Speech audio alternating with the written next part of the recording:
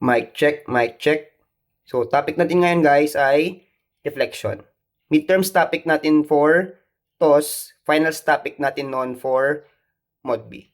So, itong deflection guys, sa lahat ng aaralin mo sa CE, ito yung pinakaayaw ko. Basta pinakaayaw ko siya na aralin sa lahat sa lahat na ng subject, deflection kasi yung pinakaayaw ko. So, nung time kasi namin kay Sir JJ, 2 term lang yun, di ba? Kasi nangyaring COVID. So, midterms lang at saka finals kami nun. And yung finals topic namin nun, deflection, influence line, tapos indeterminate structures.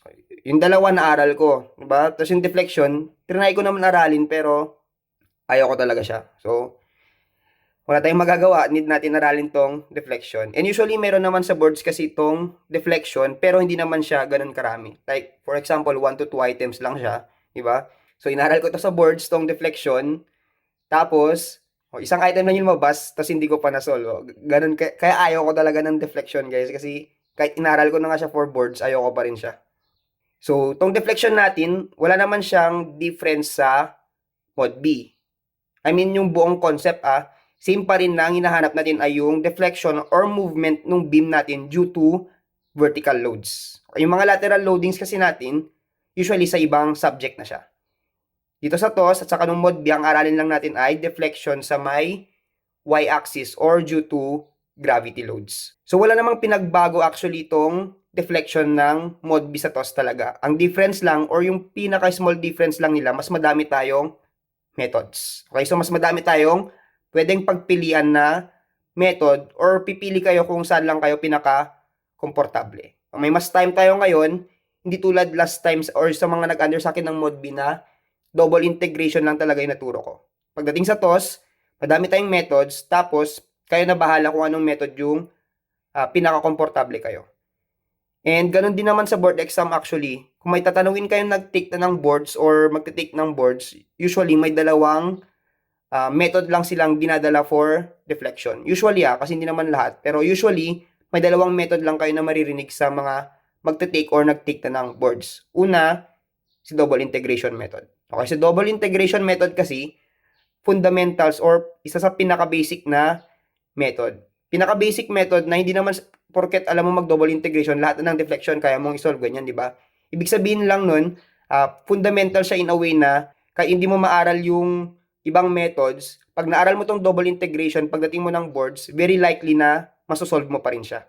Kahit hindi mo aralin yung ibang method, okay lang as long as alam mo mag double integration method. And yung other method na usually bit-bit ng mga takers or mga nag-exam na ay yung conjugate beam method. So yung conjugate beam method, very similar kasi siya sa area moment method. Okay, so yung last time, hindi ko naturo yung area moment, pero meron kasing mga nag-aral ng area moment method, di ba? Sabi ko naman, kayo bahala if anong method pagdating sa exam. Basta ang may tuturo ko lang na method ay yung double integration kasi yun nga yung inabot na, yun lang yung kinaya na abutin natin dun sa limited time natin, double integration method. So, konting review lang sa double integration method.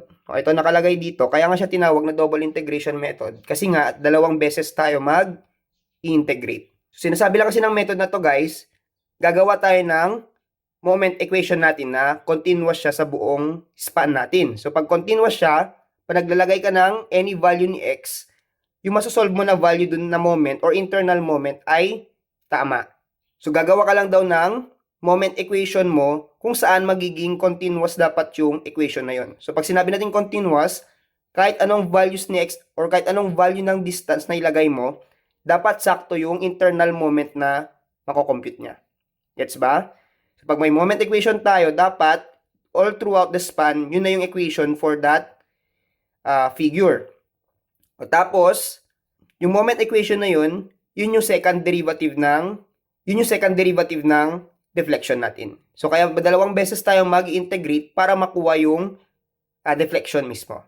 So, pag kinuha muna natin yung first derivative ni moment equation or ni deflection rather, makukuha natin yung equation for slope. Then, pag kinuha mo na yung slope, pag in-integrate mo ulit, makukuha mo ng equation for deflection.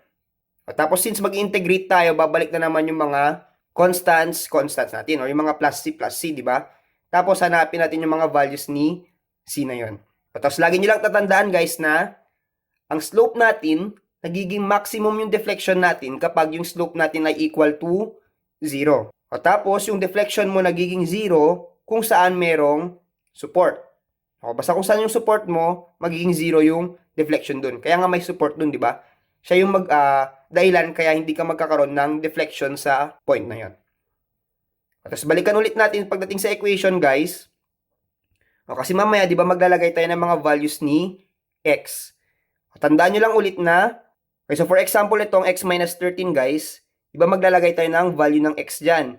So pag yung naging difference nila ay naging less than or equal to 0, automatic tatanggalin natin sa equation. O, so hindi pwedeng dire-diretsyong shift solve dito. Dapat mo munang i-check kung ano yung tatanggalin mo sa equation. Okay, so punta muna tayo sa example 1 natin, di ba? Para ma-apply natin yung sinasabi natin. So, ang gagawin lang natin para makagawa tayo ng continuous na equation, syempre, magka-cut tayo dun sa pinakadulong point. So, ito yung cut section natin, di ba? So, pag nag-cut tayo, merong exposed na moment. O, yung assumption ulit natin na sign convention dyan, di ba? Parang equation mo mamaya, meron ka pang negative m. So, pag transpose mo yan, magiging positive m. Yun ay magiging moment equation natin. So, pag nag-cut tayo dyan, dun din tayo mag-titik ng moment. So, para hindi ka na malito, i-assume mo na dati na itong buo ay x. Para hindi ka lang malito sa pagbuo ng equation mo. So, pag nag-moment tayo sa point na yun, negative m plus yung supports natin, ito yung mga magiging respective moment arm nila. Itong 25, since uniformly distributed siya, nakadepende ngayon yung magiging location niya dun sa x, diba? So, pag nag-cut ka hanggang dito, lang, hanggang dyan lang din yung magiging x. So, since di tayo sure kung anong magiging distance niya, kaya naging 25 times x over 2. Then, equal lang natin sa 0, makukuha na natin yung moment equation natin. So, ito yung moment equation.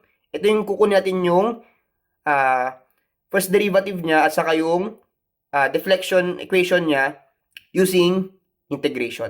Okay, so, pag in-integrate natin siya, in-integrate ko na siya dalawang beses dito, guys. Ito yung makukuha mong equation. Okay, nakasimplify na siya. Tapos, meron tayong constant 1. And syempre, pag in-integrate mo yan, meron pa tayong constant 2. Tapos, magkakaroon ng x yung constant 1 natin. So, ang gagawin mo lang dyan, hanapin mo lang yung values ni constant 1 at ni constant 2. So, para mahanap yan, gagamitin lang natin itong mga boundary or yung mga boundary sections natin. So, at x equals to 3, yung deflection mo ay 0. So, ba't 0? 0 siya kasi andun na yung mismong support mo. Same with x equals to 13. So, dito yung support mo. So, deflection mo dyan ay equal to 0. And commonly, guys, pag hindi end-to-end yung magiging location ng supports mo, dalawang equation yung makukuha mo. Itong dalawa. So, ang gagawin mo lang, applyan mo ng 2 equations, 2 unknowns. So, pag nahanap mo ngayon yung C1 at C2, ang value niya dapat ay C1, negative 220.833, tapos si C2 naman ay 746.875. Next, pero yung pinapanap sa tanong ay, ano daw yung max deflection natin? So, max deflection pag slope is equal to 0. Since may C1, C2 na tayo, wala na ngayon yung mga unknowns natin, di ba? Meron tayong C2, meron din tayong C1. Para mahanap mo na si maximum deflection, dapat alamin muna natin yung value na x na andun yung max deflection. So, para mahanap yun, kailangan i-equate natin sa 0 si slope, which is this equation. Tapos, dito na papasok, guys, yung sinasabi ko na pag nag-less than 0 tong mga to. So, pag nag-less than 0 sila, dapat automatic tanggal sa equation. So, for example, gagawin mo lang mag-assume ka, di ba? So, may x minus 13 dito. So, pag nag-assume ka na yung value ng x na makuha mo dito ay less than 13, dapat tatanggalin mo sa equation. Okay? Pag assume mo lang na less than 13 siya, di ba? So, pag less than 13, i-assume mo na sa within this area lang yung maximum deflection. Pero pag nag-assume ka ng more than 13, include mo siya. Pag fill mo, andito sa may area na to. Pag fill mo lang naman. Nakadepende sa assumption mo. Mako-correct naman siya later on, guys. So, okay lang mag-assume kahit na mali yung mahanap mo. Ang gagawin mo lang, i-correct mo lang yung assumption mo if mali siya. So, for example dito, pag in-assume mo na nasa more than 13 siya, may makukuha kang value. Ang titignan mo ngayon ay if magmamatch ba yung value na yun dun sa assumption mo. So, pag in-assume mo is nasa more than 13 siya. Tapos ang na-compute mo ay 11 meters. Itong 11 meters ngayon, tama ba sa assumption mo na more than 13 meters? Di ba hindi? So, ibig sabihin, kung mali yung assumption, ay mali nakuha mong sagot dun sa assumption mo, ibig sabihin, mali lang din yung assumption mo. Gets? O kasi nag-assume ka dito na more than 13 meters siya, pero yung na-compute mo ay less than 13 meters. So, ang gagawin mo ngayon, i-correct mo. Alam mo ngayon na less than 13 meters siya. So, kung alam mo less than 13 meters, alam mo na magne-negative tong value ni x minus 13. So, ang gagawin mo, tatanggalin mo sa equation. So, pag tinanggal mo sa equation, edi hanapin mo ulit yung magiging bagong value ni x hanggat tumama yung assumption mo. O, mag-assume naman tayo ngayon na in between 3 to 10 meters. So, andito sa may gitna. O, tapos, ang masosolve mo kasi dyan, guys, itong 7.768. Yung 7.768, sakto ba sa assumption mo na more than 3 meters but less than 10 meters? Sakto, di ba? Sakto sa assumption na yun. So, kung sakto yung assumption mo, ibig sabihin, tama na yung na-compute mong value.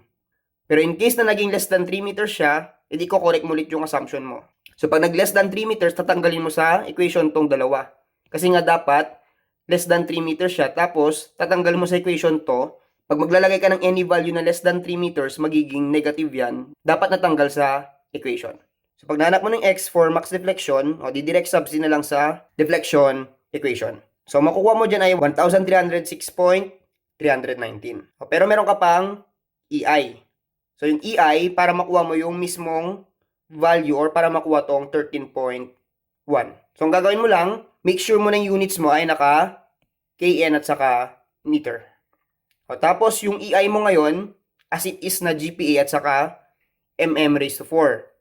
Tapos, mag-times ka na lang ng 1,000 raised to 3. So, makuha mo na dapat tong 13.1. So, yun yung magiging solution natin at answer for example number 1. Okay, so practice lang dito sa pagbuo ng equation natin, guys, at yung pag-integrate. Kasi usually dito nagkakamali sa pag-integrate. Nakakalimutan nilang palitan tong mga values na to. Pag naging careless kasi dyan, magiging mali din yung C1 at saka C2 mo. Tapos itong boundary condition mo lang, guys. Pag andun yung support, 0 ang deflection. Pag 0 ang slope, andun yung maximum deflection. Okay, yun na naman ang magiging general rule mo for double integration method. So, example number 2 naman tayo. Okay, example number 2 naman, guys, same approach pa rin. Ang bago nga lang, meron tayong uniformly distributed na hindi continuous. So, di ba yung ginagawa natin dyan, guys, naglalagay tayo ng dummy loading or ng fake loading. So, para maging continuous lang siya, maglalagay tayo nitong dire-diretso na 1.5. O yung same value niya lang din, para magtuloy-tuloy siya dito. Para pag nagtuloy-tuloy siya, pag nag-cut tayo, madali lang yung equation na gagawin natin. O, pero since nag-add tayo ng loading dyan, yung original naman na loading wala dun, so dapat ibawas din natin yung dinagdag natin. So, kung nagdagdag tayo ng 1.5 dyan, 1.5k per feet, dapat magbawas din tayo ng 1.5k per feet dyan. Para mag-cancel out lang sila, maging equal to 0, para equal pa rin siya dun sa original loading pattern natin. So, same process lang din, pag nag-cut tayo sa may dulo, may expose na moment. Tapos, gagawa lang ulit tayo ng moment equation. So, yun na naman yung bago dito, guys, di ba? Pag meron tayong hindi tuloy-tuloy na loading. O, kasi mahirap gawa niya ng equation pag hindi tuloy-tuloy. So, ang gagawin lang natin, maglalagay tayo ng parang dummy loading or fake loading para maging continuous siya. Tapos, syempre, magdadagdag din tayo ng loading para makancel out yung dinagdag natin na loading. So, ito yung magiging moment equation natin pag inada natin yung dummy loading. Diba? Si 17.2, ito lang yung reaction natin. Then, diniretso ko na siyang decimal, guys, kasi mas gusto ko mag-solve pag naka-decimal siya dito. Or, pag masyadong madami yung decimal, edi fraction na lang. So, then, moment equation, tapos hanapin si C1, C2. Tapos, yung magiging boundary natin, yung supports natin ay at x equals to 0 at x is equal to 15. Sa points na yan, yung deflection niya dapat ay equal to, so, automatic makukuha mo si C2 na equal to 0. Then, ito dapat yung makompute mong C1. So, pag nakompute mo yan, pwede mo na mahanap si location ni max deflection. O same case ulit, guys, diba? Ang gagawin mo, mag-assume ka ngayon if andito ba siya, dito, or dito. Kung nasa 6 feet, sa area ni 10 feet, or abot ba siya ng in between 10 feet at saka 15 feet. So, ang ginawa ko dito, inassume ko na siya diretso na, feel ko na sa may gitna lang siya. Diba? So, nasa baka more than 6 feet but less than 10 feet. So, pag inassume ko siya na more than 6 feet but less than 10 feet, automatic matatanggal tong 15 times x minus 10. Kasi nga inassume ko na in between ng 6 at saka 10 feet. So, automatic, pag may less than 10 dito, magiging negative yung value or 0. So, dapat tatanggalin ko sa equation bago ko i-equal to or bago ko i-shift solve. No, kasi inassume ko naman more than 6 at saka less than 10, so pasok pa rin to. So, hindi ko siya tatanggalin. So, pag nag-shift solve na tayo, ang lalabas sa C1 ay itong 419.73333. So, makukuha mo na maximum location ay 7.9495 feet. Then, direct substitute na lang. O, to same pattern ulit, di ba? Ito naman ang bago since naka-English unit siya. So, same lang din. Yung kanina nag-times 1,000 tayo, raised to 3. Ito naman, since naka-inches to, tapos KSI to, o di mag-times 12 raised to 3. O, same pattern, di ba? Yung convert natin, naka-raised to 3 lang, then, as it is na KSI, pati inches, raised to 4. Ito ngayon yung magiging final answer mo for maximum deflection sa may figure natin. Negative 0.124 inches. Okay, last example naman. Paano pag meron tayong varying load tulad nitong 6 kips per feet? O same ulit, di ba? Maghanap lang tayo ng way para makagawa tayo ng continuous equation. So, ang ginawa ko dito, in-extend ko yung triangular loading hanggang sa may dulo. So, para mahanap lang yun, kunin mo lang yung magiging slope. Itong 6 over 8x. So, para makuha lang yan yung y all over x is equal to, yung height natin is 6, tapos hanggang sa may 8 feet lang siya. So, pag kinonvert mo ngayon, y is equal to 6 over 8x. O, since nagdagdag tayo sa may taas, dapat magbawas din tayo dito sa may baba. So, ang nagbago lang dito ay syempre itong 6 over 8x magiging 6 over 8 times x minus 8. Yan na yung magiging height nung load natin dyan. Ito, syempre, meron pa tong 4 kips per feet. Hindi yan continuous. So, gagawa tayo ng extension nung loading natin. So, naglagay tayo or in-extend natin dito. Syempre, dapat tanggalin din natin. So, nagdagdag din tayo ng pataas na uniformly distributed. Para ma-cancel out lang or para yung equivalent niya pa rin is yung original na load pattern natin. Tapos ito guys, ito is trapezoidal siya, di ba? Pero yung rectangular section kasi nung trapezoid, katuloy lang siya nung triangular.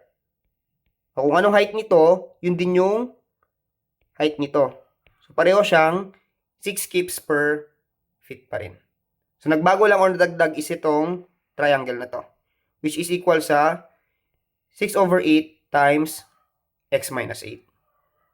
Kapag okay na lahat, pwede mo na gawan ng continuous equation, edi diretso moment equation na tayo. So, pag nag-cut tayo, may expose dito na moment. Ito ngayon yung magiging moment equation natin. So, pag sinimplify natin, ito ulit siya. Tapos, pag in-integrate natin, ito yung magiging equation for slope. Tapos, integrate mo ulit, magiging equation for deflection. So, same process ulit guys, diba? Boundary condition. Kung nasaan yung support, andun yung zero deflection. So, dapat ang makuha mong value ni C1 ay itong negative 433.598. Tapos, si C2 naman is itong positive 3,673.582. And then, para makuha lang yung slope, guys, so direct substitute mo lang din yung pinapahanap na location. Sabi niya dito is yung slope daw kay point E. O yung point E ngayon ay nasa may pinakadulo. So, x is equal to 30. So, gagawin mo ngayon ito yung slope equation mo, edi direct substitute mo lang yung 30. So, makuha mong value dyan ay in radian siya. So, careful lang guys, pag ang pinapanap in degrees, huwag kalimutan i-convert. Okay? Basta makukuha mo for this equation, dapat i-convert mo muna if kailangan naka-degrees. So, basta yung default na makukuha mo naka-radian. O, then last, syempre yung deflection kay point C. Hindi naman laging maximum deflection yung pinapahanap. Tulad dito guys. Ang pinapahanap lang ay deflection at point C.